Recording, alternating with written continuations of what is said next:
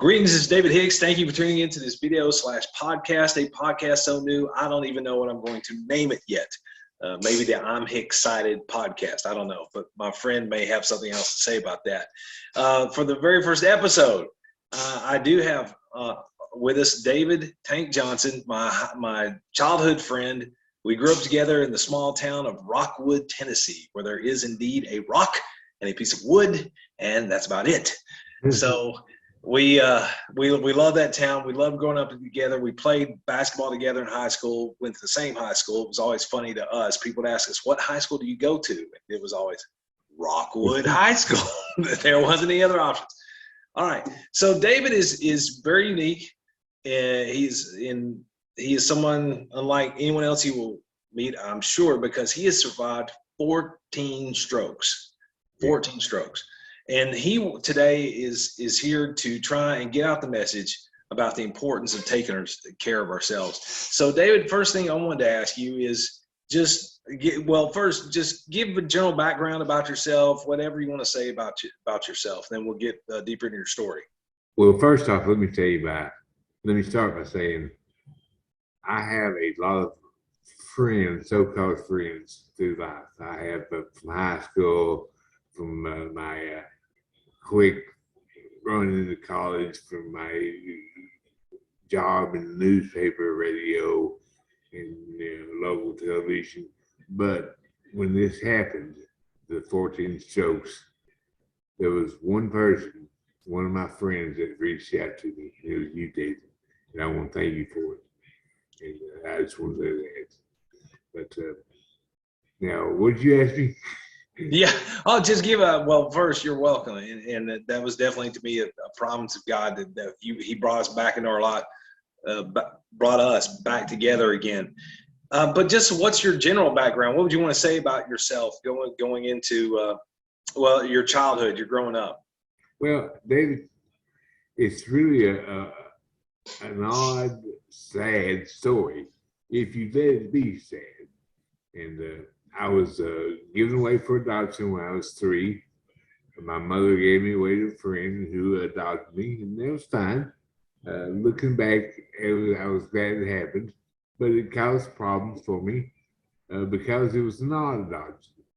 It was one where they knew each other, so I still spent time with that family, my real family, and I don't know, it was like holidays, I would spend time with them. And anyway, it caused for a mixed up childhood and young adulthood. But anyway,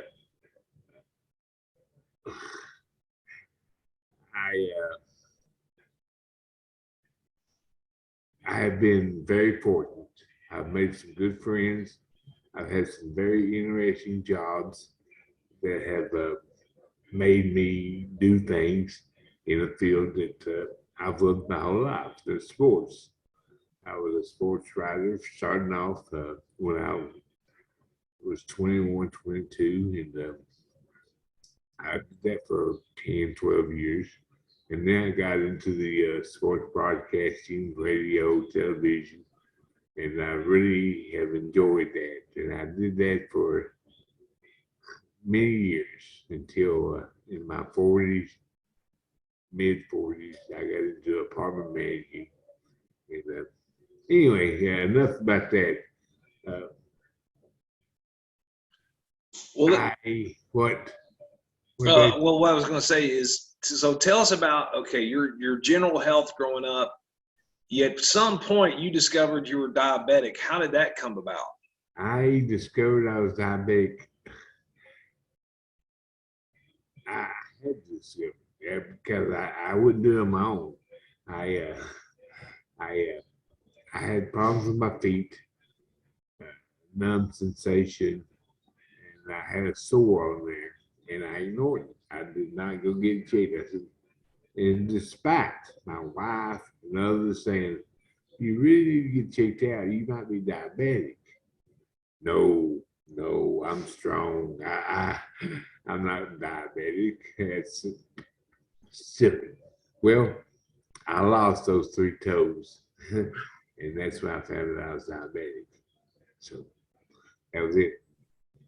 So you were getting warnings, you were getting encouragement, but pride got in the way, I guess you might say. Pride got in the way, and I would have definitely saved 3 toes if I had not been so foolhardy. Now, you've also told me that you were a smoker. Were you smoking at that time, and how did that get started? Yeah. Marriage. Okay, you better not say too much about that. Well, I've been married twice, David. Yeah. First short marriage is when I started smoking. Okay.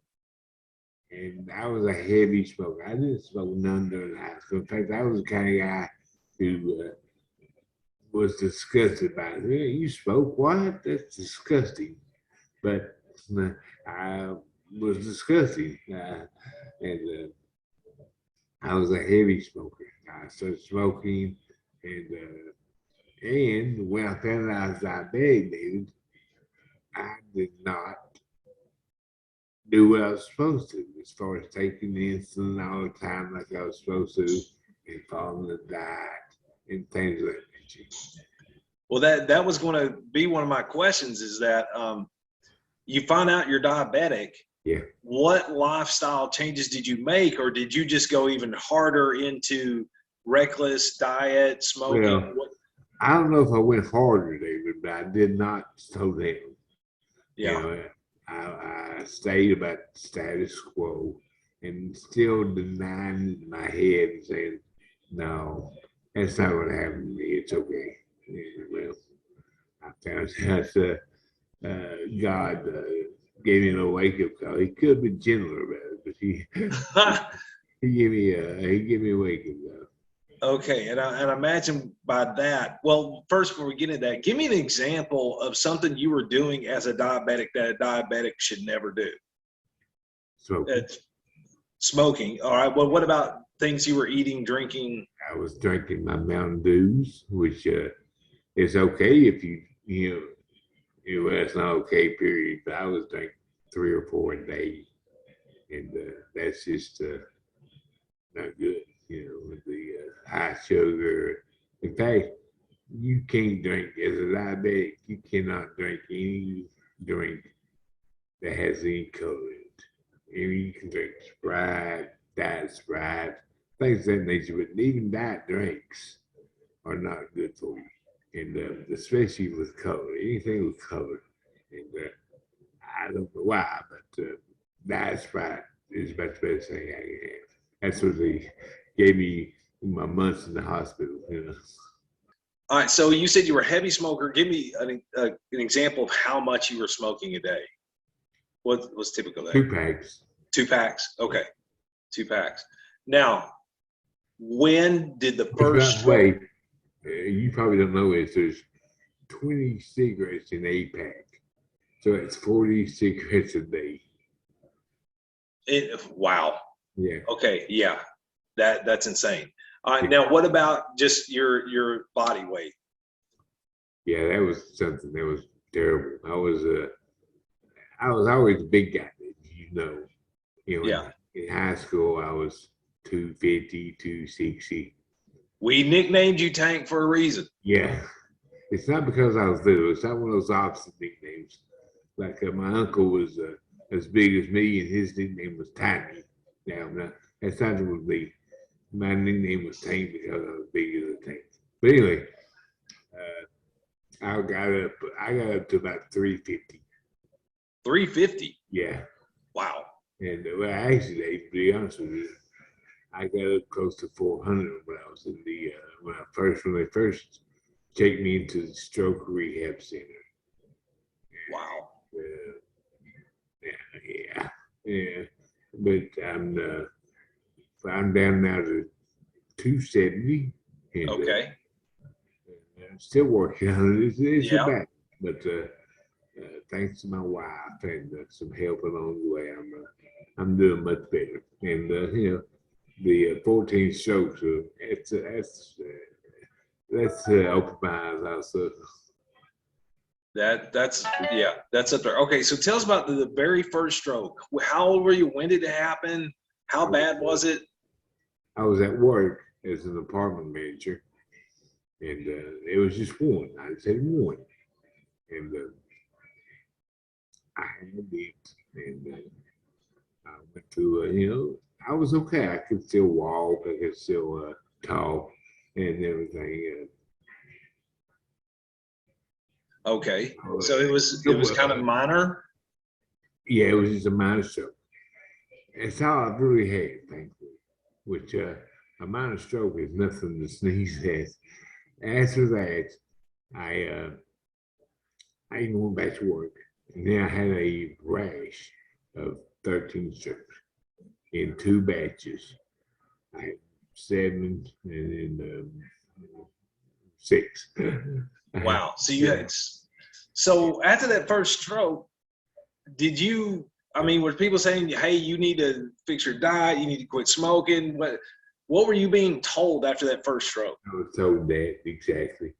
Hey, you need to straighten up. You need to quit that smoking, and you need to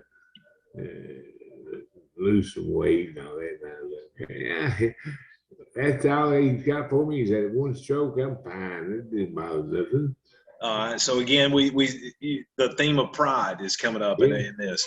Actually strengthened my pride, baby. I was like, man, I handled that fine. I mean, I was normal. Everything was fine. Gotcha. So whoever, well, I don't want. After that, I guess they said, well, okay, that wasn't enough of a wake up call for them. This really hit them, and they gave me the 13. So that did the trick. I was a year in rehab center. I cannot walk now. I have trouble with speech. It's something else. And you were at points much lower than what you are now. I mean, tell me how bad I can tell my own version of how bad it was, but you tell me how bad did your health get during this series of strokes that you had? And by the way, when it happened, the big rash of strokes, I was dead. I mean, I had died on the table twice, and they revived me. I guess that's the lowest my health got. But so you flatlined twice. Oh yeah, twice I flatlined. And my one thing, you drove up in Rockwood. No offense to Rockwood, and plus my medical sense wasn't that strong. I thought a stroke was left side weakness or death. I did not know all the mental stuff happened, and it really affected my brain to the point where you would not believe some of the dreams I had, Dave. I mean, in fact, during most of the dreams, I thought I was dead. Then there was some kind of afterlife talking to me because of my father, who died several years ago, was in them. And there was some other things that took place in them. But I even played some basketball. We were in high school back there, playing some basketball still. So anyway, some weird stuff. Well, now one thing you told me is that in all this, and you heard at some point, you heard God. That's right, I did. I was doing something in the dream or whatever it was, and I was in the grassy field by a lake, and I was just laying there on my back, and I heard a voice, and it was a very deep voice, a very calm voice. It said, "Listen, David, I'm not through with you, not yet. I'll let you know." And that was it. And David, I'm not a very religious person. Mm-hmm. I'm not the kind of person that's hurt anybody or done anything bad, but I have not been a religious person. And but when you face it firsthand, you change perspectives. And I don't know who that voice was, but who could it have been? I mean, to say something like that to me, and I can understand if it's like, yeah. Anyway, I can understand it, but that is the only conclusion that I could come to. It was a very calm, a very commanding voice. They said, David, we're not done with you. I'm not done with you. I will let you know, carry on. And that's it. And so that's So why I come where to you. That's why I come to you, Dave. so Help, where would you describe your faith now? How Well, would you describe your faith? I am learning, and I'm sorry, uh, I'm in the learning process. David, I consider myself a pretty smart guy, and not like you, not book smart and all that, but I think I have a pretty natural intelligence about me. And like I said, I couldn't tell you any formulas or anything like that, but other smarts, and and I had a weird way about me. I Anyway, I'm just doing a lot of reading, a lot of internet searching, and taking things slowly, trying to learn about God. And that's what I mean. So you're seeking, you're learning, you're growing. Oh yeah, I am. That's good. That's excellent. And I've got a good background, baby. You and my grandfather was a preacher, and I've got a little bit of a base there. I mean, I know about God, and I know about some aspects of the Bible, so I'm not going into it blind, but I'm going into it with my eyes more open. That's good. All right. So you're married a second time. Yep. Melanie's her name. Yep. And your son, Noah, talk about how all this affected them. Well, gosh, I can just imagine. I mean, first off, Melanie, man, she's a trooper. I mean, she has seen and had to do things that there's a lot of women out there who would not have stayed with me doing this. And she's been very strong. She's been my rock. And my son has been super. He's and I've missed. That's what really bothers me is I've missed the important years of his life. You know how it is at the early teen years and those high school years. I think a kid needs a parent, a role model that can kind of help him through that. I mean, he got friends and all that, but I think I missed some really big aspects of his life, and I'm really proud of him. He's done well. Well, he definitely always seemed to be a very nice young man. Yeah.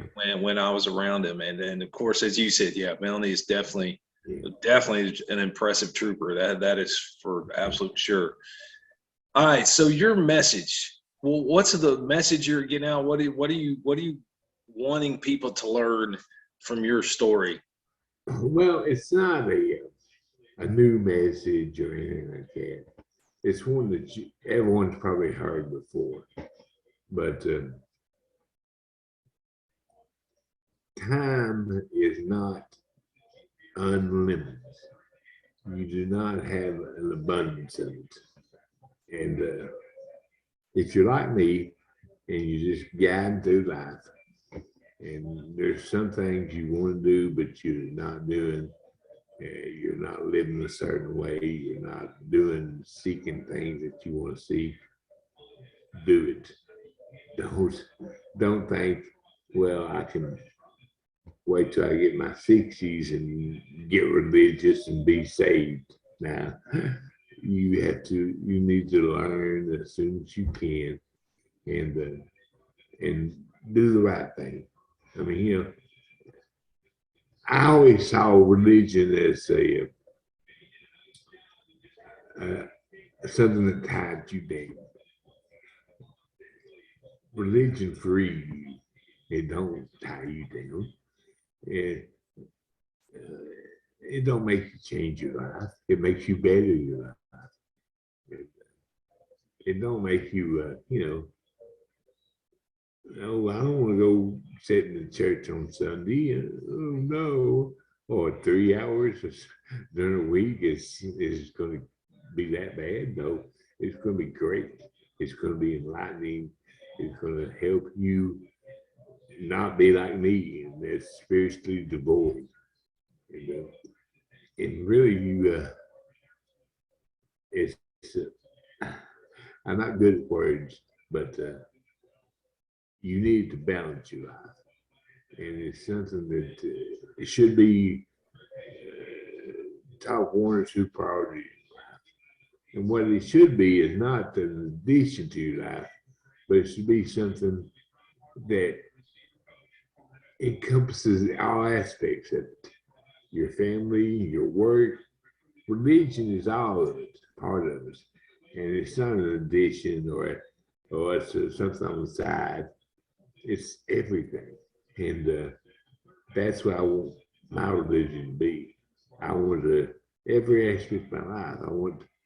I'm not saying I want to go in and preach and all that and say, by the way, we're eating supper, but what's your views on, Jesus? I mean, I don't want that, but I want to know that my relationship with Jesus is one that I can be comfortable in and rely on, and because He saved me. I mean, Him and my wife and others, they have kept me here.